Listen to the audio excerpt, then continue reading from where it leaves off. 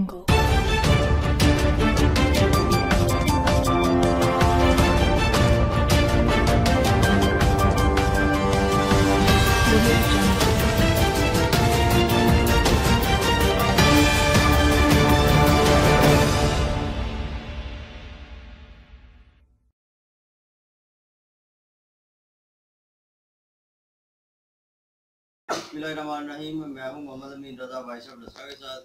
मैं इस वक्त मौजूद हूं हमारे साबिक़ काउंसलर अंसर भट्ट साहब, उनके घर में मौजूद हैं। इनका बेटा आहद रेहान, जिसने मिडल के इम्तिहान में तहसील भर में पहली पोजीशन हासिल की है, और इस वक्त वो मेरे साथ हैं। मैं उनसे पूछता हूं कि वो इस कामयाबी के बारे में क्या कहते हैं। जी बताइए। मैं इस कामयाबी के बारे में कहना चाहूँगा, मैंने दिन रात मेहनत की और मेरे घर वालों का सपोर्ट था मेरे साथ, और उसकी दुआओं की वजह से मैंने मिडल में इतने नंबर ले लिए, वरना मैं ना ले पाता। पेपरों के दिनों में कितना आप पढ़ते थे, कितनी ज़्यादा पढ़ाई करते थे? तकरीबन 5-6 घंटे 2 टाइम पढ़ता था, सुबह को और रात को 12 बजे तक तकरीबन पढ़ता था।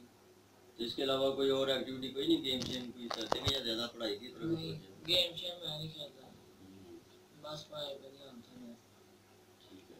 हम इनके वालिद अंसर भट्ट साहब से पूछेंगे कि वो इस पे कितना खुशी का इज़हार कर रहे हैं और इस बारे में वो क्या कहते हैं। ये सर बिस्मिल्लाहिर्रहमानिर्रहीम।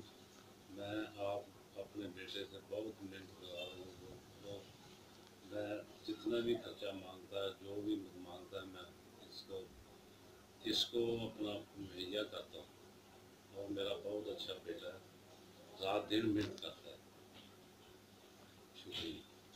अच्छा अपना आहद, ये बताओ कि एक फ्यूचर में आपके क्या प्लान हैं, कि क्या आप पढ़ाई करके क्या बनना चाहोगे, क्या आपका जो टारगेट है?